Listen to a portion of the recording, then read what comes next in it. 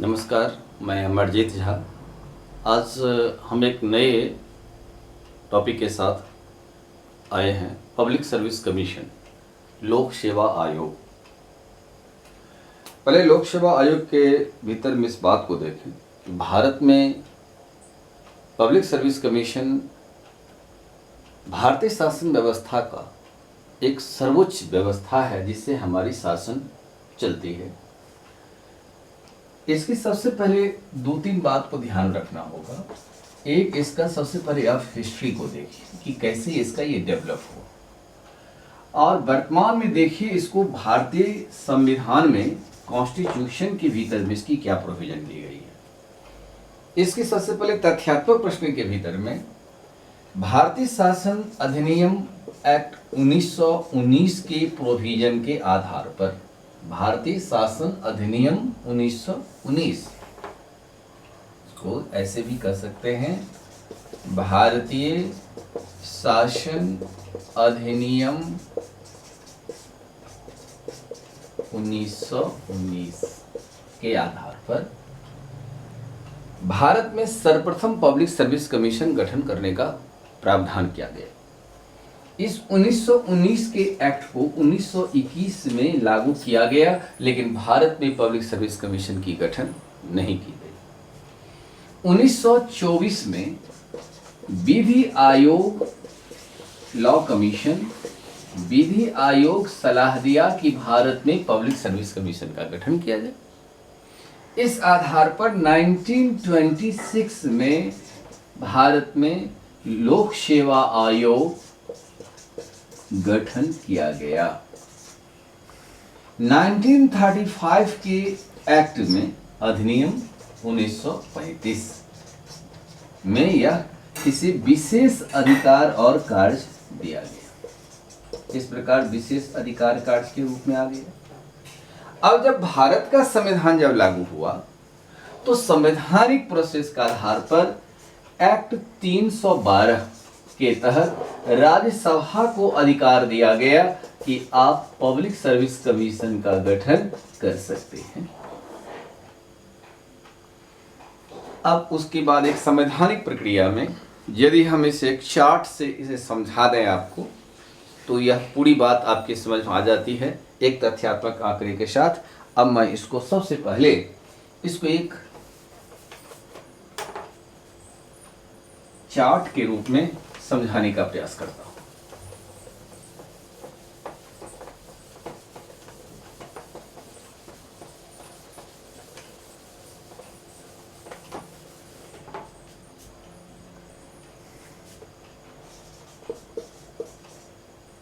लोक सेवा आयोग यह भारत में 3 प्रकार का है। एक आता है संघ लोक सेवा आयोग, दूसरा है राज्य लोक सेवा आयोग, और तीसरा है संयुक्त लोक सेवा आयोग।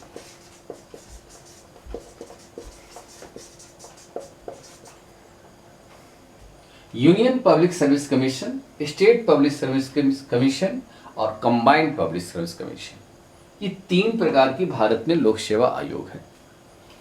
एक्ट 312 के तहत राज्यसभा को यह अधिकार है कि उपस्थित और मतदान करने वाले सदस्य की 2/3 बहुमत से आप भारत में लोक सेवा आयोग गठन कर सकते हैं। अर्थात तीनों लोक सेवा आयोग गठन करने के संदर्भ में यही प्रक्रिया लागू होगी, लेकिन यह संस्था काम करती है संविधान के अलग अनुच्छेद के रूप में। एक्ट 315(1) के तहत यूनियन पब्लिक सर्विस कमीशन और एक्ट 315(2) के तहत स्टेट पब्लिक सर्विस कमीशन और एक्ट 315(3) के तहत कंबाइंड पब्लिक सर्विस कमीशन। इसमें एक अध्यक्ष होते हैं, एक उसके बाद सदस्य जो होते हैं इसके 9 होते हैं, कुल 10 सदस्य होते हैं। अध्यक्ष और सदस्य की नियुक्ति एक तथ्यात्मक आंकड़े यहाँ पर नियुक्ति राष्ट्रपति करेंगे, शपथ राष्ट्रपति दिलाएंगे, त्यागपत्र राष्ट्रपति को देंगे।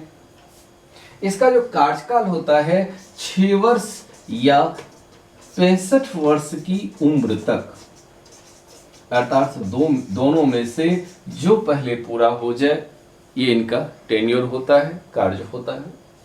स्टेट पब्लिक सर्विस कमीशन में भी यहाँ की तरह ही एक अध्यक्ष और 4 सदस्य होते हैं, कुल 5, लेकिन यहाँ पर इनके अध्यक्ष और सदस्य की जो नियुक्ति होगी वह उस राज्य के राज्यपाल करेंगे, त्यागपत्र राज्यपाल को देंगे और राज्यपाल को त्यागपत्र देने के बाद अब सवाल उठता है कि इस सब स्टेट के भीतर में इसका जो टेन्योर होता है वो थोड़ी सी यहाँ पर भी अलग होगा। ये 6 वर्ष या 62 वर्ष की उम्र तक, 62 वर्ष की उम्र तक होता है। कंबाइंड पब्लिक सर्विस कमीशन में कुछ बात ऐसा होता है कि जो स्टेट की ही प्रक्रिया होती है, लेकिन कुछ प्रक्रिया इसकी यूनियन पब्लिक सर्विस कमीशन से होती है। जैसे इसमें एक अध्यक्ष, 4 सदस्य, कुल 5। Combined public service commission Bharat के सिर्फ 2 राज्य के बीच में है और ये 2 राज्य असम तथा मेघालय, असम तथा मेघालय के बीच में है और इसका कार्यालय गुवाहाटी में होता है, गुवाहाटी में है। इसका जो कार्यकाल है वो स्टेट की तरह ही होगा, 6 वर्ष या 65 वर्ष की उम्र तक होगा, लेकिन इसके अध्यक्ष और सदस्य की नियुक्ति जो है वो राष्ट्रपति करेंगे। अब यहां देखिए, इस सभी का जो कार्य होता है एक्ट 320 के तहत परीक्षा का एग्जामिनेशन कंडक्ट करेंगे, जो 3 चरण में होता है, पीटी, मेन और इंटरव्यू। और इंटरव्यू ये बात स्टेट में भी होता है और कंबाइंड पब्लिक सर्विस कमीशन में भी होगा। 3 चरण में होता है, मेंस और इंटरव्यू से इसकी मेरिट लिस्ट बनती है। यह एक्ट 320 के तहत यूनियन पब्लिक सर्विस कमीशन काम करती है, स्टेट पब्लिक सर्विस कमीशन काम करती है और कंबाइंड पब्लिक सर्विस कमीशन भी इसी के तहत काम करते हैं।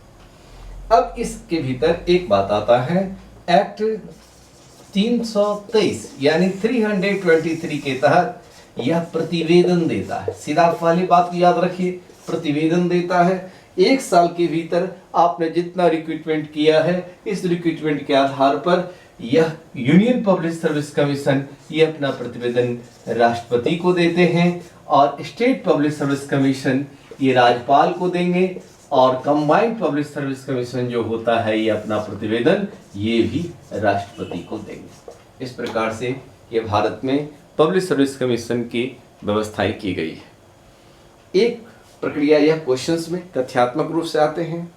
अब चलिए, यूनियन पब्लिक सर्विस कमीशन की जो शाख है भारत में बहुत ही बेहतरीन है और यही हमारी शासन के केंद्र में होते हैं, जहां भारतीय शासन से राज्य की शासन की गतिविधि को आगे बढ़ाने का कार्य करते हैं। अब चलिए, ये कैडर इसको अब हमें हटाना होगा। इसको ऐसे देखिए,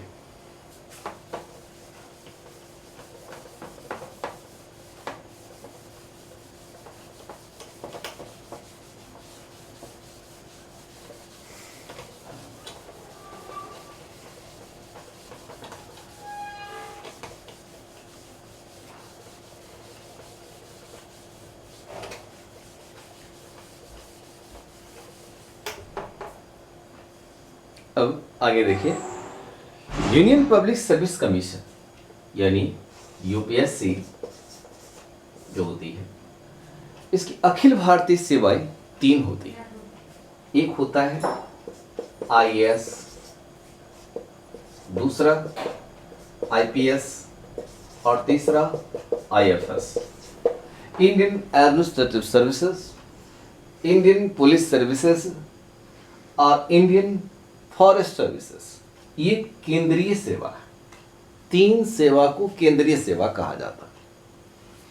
आईएएस जो होते हैं यह कार्मिक विभाग के अधीन ये आते हैं। और आईपीएस जो होते हैं यह आपके गृह मंत्रालय के अधीन आते हैं। आईएफएस जो होते हैं वन एवं पर्यावरण विभाग के भीतर यह आते हैं। पर्यावरण मंत्रालय के भीतर यह 3 सेवा के रूप में आते हैं। जब आपकी सफलता मिल जाती है तो आपको ट्रेनिंग कराया जाता है और ट्रेनिंग के बाद आप एक कुशल अधिकारी की भूमिका में आप काम करते हैं। आईएएस की जो ट्रेनिंग होती है, यह आईएएस की ट्रेनिंग आपके 24 माह की आईएएस की ट्रेनिंग होती है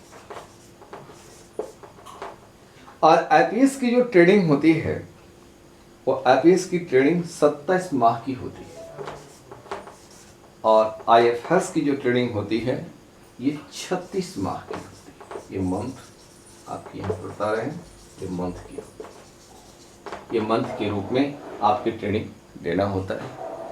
भारत में पब्लिक सर्विस कमीशन की सबसे ऊंचे पद पर केंद्र में कैबिनेट सचिव का स्थान आता है। राज्य में मुख्य सचिव का स्थान आता है। राज्य में मुख्य सचिव की नियुक्ति मुख्यमंत्री के परामर्श पर राज्य के राज्यपाल करते हैं। तो इस प्रकार से यह एक प्रशासनिक व्यवस्था का शासन चलाए जाते हैं। लोकतांत्रिक व्यवस्था में यह एक शीर्षस्थ पद पर पदासीन होते हैं जिसके आधार पर कनिष्ठ कार्य का संपादन होता है। इसमें एक वरिष्ठता सिद्धांत का आधार रखा गया। यह भारत में आज़ादी के से पूर्व ब्रिटिश इंडिया कंपनी जब यहाँ पर व्यापारिक व्यवस्था से जब धीरे धीरे शासन में आ गई थी तो उसी समय से यह वरिष्ठता सिद्धांत को आधार बनाया गया था और ये वरिष्ठता सिद्धांत का आधार पर 1699 में ईस्ट इंडिया कंपनी ने इस सिद्धांत को सबसे पहले प्रक्रिया में लाया। 1793 के एक्ट में इसे यथावत रखा। उसके बाद 1861 के चार्टर में फिर इसमें कुछ संशोधन करके इस व्यवस्था को आगे बढ़ाया गया। तो यह वरिष्ठता सिद्धांत को फॉलो करती है। वरिष्ठ सिद्धांत का आधार पर अग्रिम से निम्न को दिया गया आदेश जो होती है यह लोकतांत्रिक शासन प्रणाली की कार्य सिद्धांतों के भीतर में आता है। भारतीय लोकतंत्र में आम जनता जनार्दन को सेवा करने का एक सर्वश्रेष्ठ मौका जो है यह पब्लिक सर्विस कमीशन के द्वारा होता है। तो पब्लिक सर्विस कमीशन में 2-3 बात ऐसे समझिए। क्वेश्चन पूछने का जो तरीका है, एक मैंने आपका हिस्टोरिकल बैकग्राउंड जो बताया था ये कैसे आया है, जिसमें 1919 के एक्ट में जैसे बताया वह प्रोविज़न पहली बार लाया गया था लेकिन लागू नहीं हुई। फिर 1921 में जब प्रोविज़न के साथ ये लागू नहीं हुआ तो 1924 में विधि कमीशन स्टॉक के आधार पर 1926 में गठन किया गया। तो अब एक हिस्ट्री का क्षेत्र से क्वेश्चन आ गया। दूसरा आ जाता है इसे महत्वपूर्ण एक्ट कौन कौन है। भारतीय संविधान के भीतर इसके भीतर कुछ महत्वपूर्ण एक्ट हैं जिसमें एक्ट 312, एक्ट 315, एक्ट 316, एक्ट 320 और एक्ट 323। ये इतना एक्ट से जुड़ा हुआ यह प्रश्न का आधार यहाँ बनता है। इसके बाद पब्लिक सर्विस कमीशन में मेंस से रिलेटेड कोई बहुत ज़्यादा क्वेश्चंस इसमें अभी तक पूछा नहीं जाता है, लेकिन तथ्यात्मक रूप में क्वेश्चंस पूछे जाते हैं जो पीटी के रूप में पूछे जाता है। आज यहीं तक, फिर हम अगले टॉपिक के साथ पेश होंगे।